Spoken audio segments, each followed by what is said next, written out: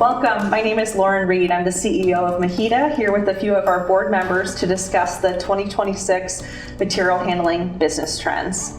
I'd like to welcome Lori Palmer with Rev Storage Systems, Darren Boyk with Advanced Equipment Company, and Steve Strength with Gregory Pull Lift Systems. Welcome and thanks for being here. Thank you. Thank you. Glad to be here.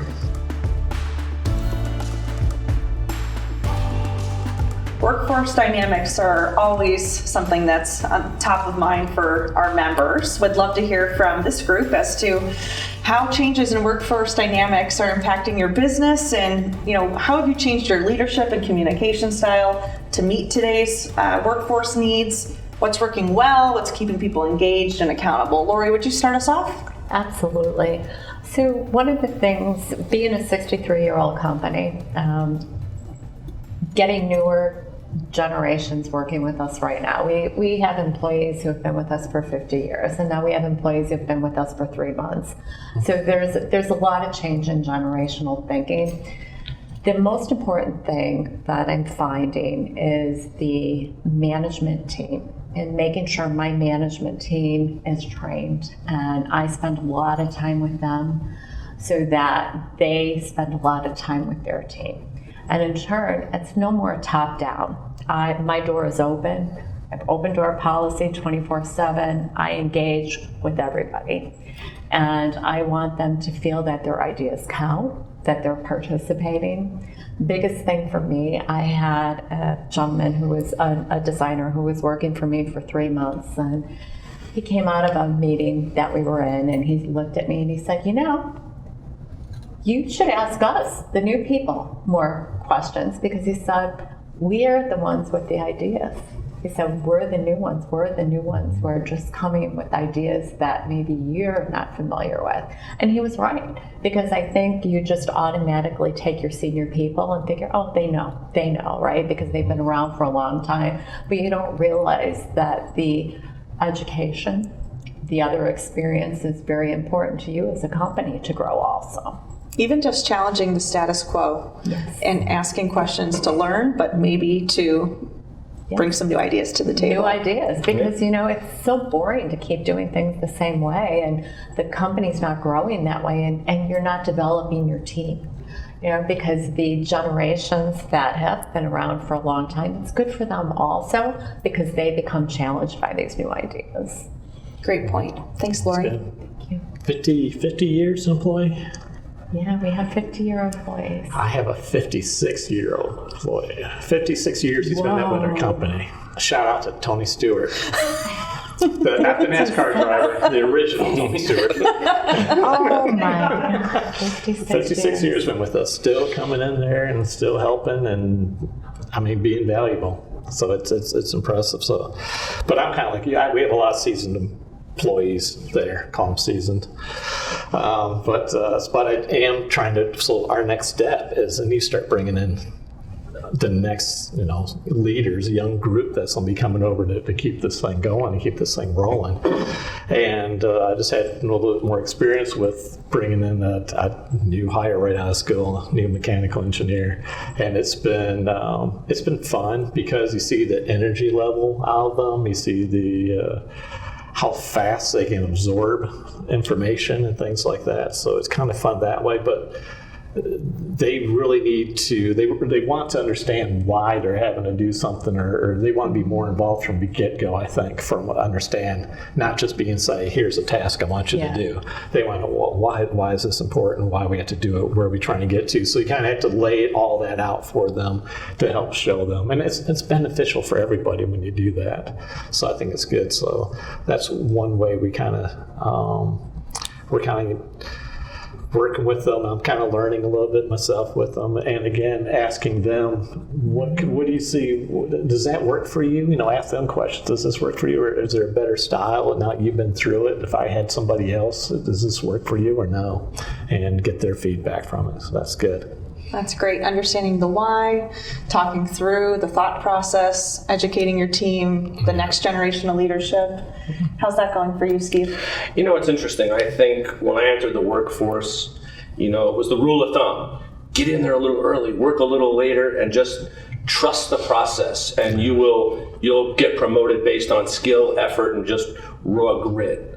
Today, the stability in a job is not the way it used to be, and I'm not saying that's a bad thing, but bringing people on in this generation, I think of a couple of words. One, flexibility. You've got to have an open mind about the way they want to work. Not everybody wants the structured 9 to 5 or 8 to 4:30. So you have to be a little bit flexible based on the position and the job requirements. And I think if you close your mind to the fact that it's a cookie cutter 9 to 5 world, I think you're going to limit yourself on who you're going to get. And then I think the other thing that's critical is to retain people. They need a career path. They need to know, if I do these things and if I learn these skills, there's a place for me to grow at Gregory Poole. I think a lot of people, to retain and engage, they leave because they don't see that, or it's not clearly defined. Like I said earlier, we just went to work and you hope for the best, and if you did your job, they're not trusting on blind faith anymore. They really want to know that there's a future here where I can make a good living and I can feel challenged and I can be successful. So at Gregory Poole, for example, we started GP Academy. We hired a leadership individual who's really putting together career paths for almost every position within our company, so that when we do get a really strong candidate on the team, they see a future with us, and they don't have to look outside in 2 or 3 years to kind of say, hey, if I want to move on or move up, I have to get out there and see what else the market has to offer. So I really think of those things, and I think to keep an employee engaged, you need more touch points. As a leader, again, when we went through it, you met with your boss once a year, you got your review, you got your merit increase, and it was a pat on the back. We've now employed or put into practice, we need to meet with our employees 4 times a year, and it's kind of dictated through our HR system. So we have a mid-year check-in. 30 minutes, we sit down. Hey, Lori, how are things going? Am I delivering a challenge to you? What are you missing? And then we have our goal setting, which is generally November 15th through December 31st. And each employee is required to put up 4 SMART goals and 1 personal development goal. It could be anything personal developmentally. It could be financial. I'd like to get some financial training so I can be a better steward of my income and invest properly, to a wellness coach or an athletic coach. So how do you want to develop personally? And then what are my goals that you work with that I want to work on in the upcoming year to make sure that I'm doing the things I need to do to follow that career path you laid out for me? And then we have our annual review, which is basically the month of January. And that's when we sit down, we review last year's goals, and we just stay connected with people more so than ever before. I think the assumption that people don't want to be acknowledged, it's kind of outdated. Employees want attention and they want recognition as much today, if not more than ever before. I agree with that. I do have a question. You talked about goals and about setting up, the next year in terms of expectations. Accountability is in this trend, and of course, just like any change of generation, many times the incumbent generation looks at the next one and says, you can't reach these goals, you don't like goals, you don't like to be held accountable. I heard that as I came up through my businesses, and I'm sure that we feel that way sometimes with some of the newer folks coming into our workforces. How does accountability look for the newer generation? I'm telling, they asked for it. They want it. They want accountability. They asked to meet with them. They want it. They want to set their goals. And that's really, it's refreshing, because when you'd have employee reviews, right, they'd be like, oh, it's employee review time. Now we're actually having people requesting it, right? They want to go through it. We actually just had one on Thursday. And time flies and you don't realize it. And he approached us and said, I'd like to sit down. I want to review my goals. I want to make sure I'm on target. I want to know what I can do better. Yes. I want to know how I can become a better part of this company. So I find it refreshing that people just don't crawl into their everyday habits and not want to do more, because that's what they're asking. They want to do more in the company. Yeah, an example of that is Power BI. we're putting a lot of information and reporting out using Power BI. So we have a lot of our employees saying, I want to learn how to use Power BI. But that's a measurable goal now that you can discuss through the course of the year. How are you doing in your training? Have you done your online tutorials? Show me what you've learned on Power BI. Let's walk through some analytics. So it holds them accountable, going back to your accountability. Sure. If this is what you said you wanted to learn in the beginning of the year, but you've put no effort behind it, well, then that's a discussion you can have with that employee.